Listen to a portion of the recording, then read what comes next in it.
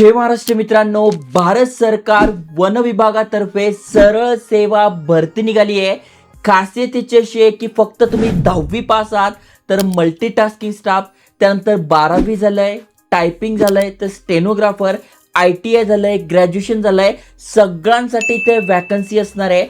खासियतीची अशी आहे की परमनंट गव्हर्नमेंट जॉब आहे, त्यामुळे चांगली संधी आहे. तुम्ही तुमच्या फॅमिलीमध्ये कोणी एलिजिबल असेल नक्की त्यांच्यासोबत शेअर करा, कारण की अगदी थोडक्यामध्ये तुम्हाला सांगतोय सिलेक्शन कसं होणार आहे, अप्लाय कसं करायचं, कोण कोण अप्लाय करू शकतंय, वयाची अट काय. त्याआधी चॅनलवर नवीन आला असाल, आयकॉनिक मराठी चॅनल सबस्क्राईब केले असेल तर करून ठेवा आणि अशीच एज्युकेशनल इन्फॉर्मेशन व्हिडिओ मित्रांसोबत शेअर करा. चला तर बघूया डिटेलमध्ये.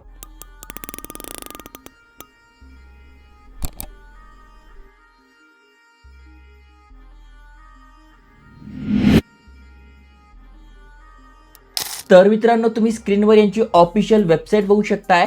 फॉरेस्ट रिसर्च इन्स्टिट्यूट यांच्यातर्फे हे अपडेट आलंय, तुम्ही ते बघू शकताय. PM झालं की या डिपार्टमेंट सोबत जे पण आहे त्यांचे इथे फोटो लावलेले आहे आणि यांच्याच ऑफिशियल करिअर पेजवर इथे बघा भरती प्रक्रिया आहे. यावर आपण क्लिक केल्यानंतर इथे बघा ॲडव्हर्टिजमेंट आली आहे. ग्रुप C साठी ही भरती होते आहे आणि यांच्या ऑफिशियल करिअर पेजवर पण दिलेलं आहे. ग्रुप C साठी सरळ सेवा भरती होते आहे. मग हिंदीमध्ये आणि इंग्रजीमध्ये दोघांमध्ये PDF आहे. जसं की तुम्ही वाचू शकताय, ही हिंदीमध्ये आहे आणि ही इंग्रजीमध्ये आहे. तर याबद्दल तुम्हाला माहिती सांगतोय. सगळ्यात आधी समजून घ्या महत्त्वाच्या तारखा. तर बघू शकताय फॉर्म भरणं सुरू झालंय 4/5/2026 पासून, म्हणजे 4 मे पासून फॉर्म भरणं सुरू झालंय. 3 जून पर्यंत आपण फॉर्म भरू शकतोय.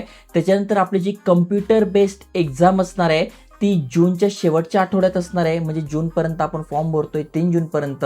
शेवटच्या आठवड्यात आपली ऑनलाईन एक्झाम असणार आहे.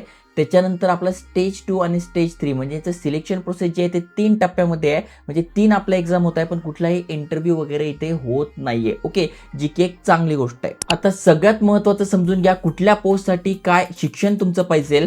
मग मल्टीटास्किंग स्टाफसाठी तुम्ही अप्लाय करताय तर तुम्ही ते बघू शकताय.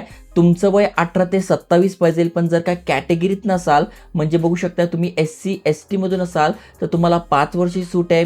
OBC मधून असाल तर 3 वर्षी सूट आहे. PWD कॅन्डिडेट तुम्ही आहात तर 10 वर्षी सूट आहे. PWD SC ST असाल तर 15 वर्षी सूट आहे आणि PWD OBC तुम्ही आहात तर 13 वर्षाची तुम्हाला इथे सूट दिली आहे, रिलॅक्सेशन दिलं आहे वयामध्ये. ओके, आता बघू शकता तुम्ही मल्टीटास्किंग स्टाफसाठी 10वी पासवर तुम्ही अप्लाय करू शकताय. फॉरेस्ट गार्डसाठी तुम्ही अप्लाय करताय तर 18 ते 27 तुमचं वय पाहिजे. 12वी विथ सायन्स तुमचं झालेलं आहे, तुम्ही ते अप्लाय करू शकताय. म्हणजे बघा 10वी पासवर पण जागा आहे, 12वी पाससाठी फॉरेस्ट गार्डवर आहे. लोअर डिव्हिजन क्लार्कसाठी तुम्ही अप्लाय करताय तर 12वी प्लस तुमचं टायपिंग झालेलं आहे. अनेक जणांचं टायपिंग झालेलं आहे तर तुम्ही क्लार्क या पोस्टसाठी अप्लाय करू शकताय.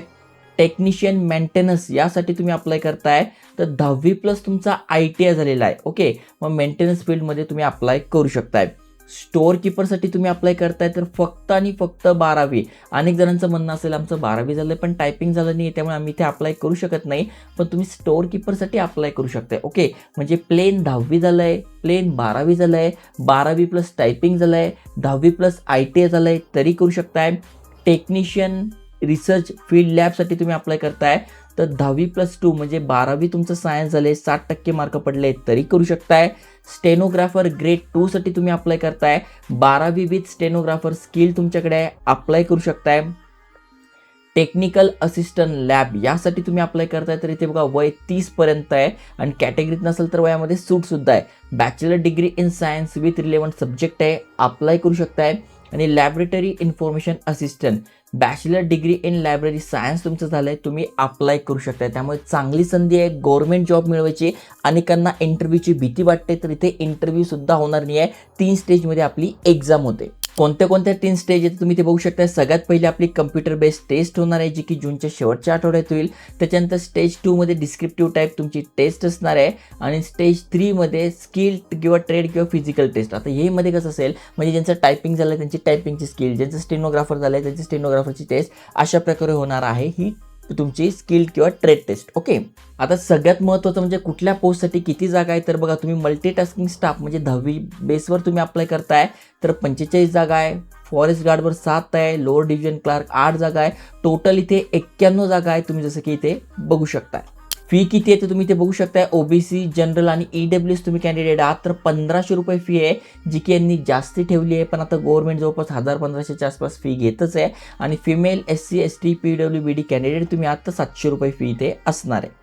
त्यानंतर सगळ्यात महत्त्वाचे म्हणजे एक्झाम कशी होणार ते त्याच्याबद्दल पण ते डिटेलमध्ये माहिती दिली आहे. म्हणजे कुठल्या पोस्टसाठी तुम्ही अप्लाय करताय, त्यानुसार कुठले कुठले सब्जेक्ट आहे, त्या सब्जेक्टला किती मार्क आहे आणि टोटल मार्क्स किती असणार आहे त्याबद्दल दिले. आणि मिनिमम क्वालिफाईंग मार्क्स किती पाहिजे, म्हणजे जर का जनरलमधून तुम्ही असाल तर 50 मार्क पाहिजे, SC मधून असाल तर 40 पाहिजे, ST मधून असाल तर 40, OBC मधून असाल तर 40. तर अशा प्रकारे दिलेलं आहे, तुम्ही बघू शकता. म्हणजे फक्त 10वी पासवर तुम्ही करताय तर numerical aptitude, general awareness, general intelligence and reasoning, general English, अशा प्रकारे तुमच्या इथे 25 25 25 25 म्हणजे 100 मार्कासाठी ही एक्झाम असणार आहे. ओके, त्याबद्दल पण इथे माहिती दिली आहे.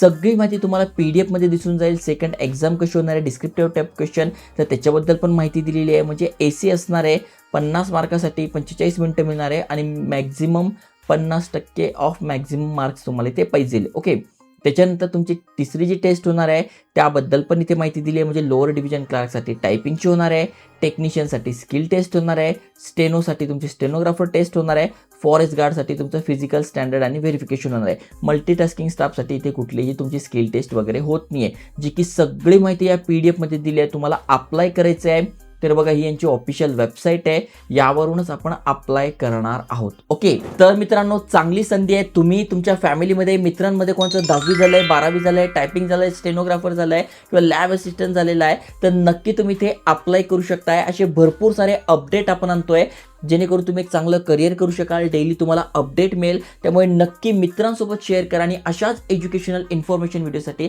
चॅनल सबस्क्राईब करून ठेवा. जय हिंद, जय महाराष्ट्र.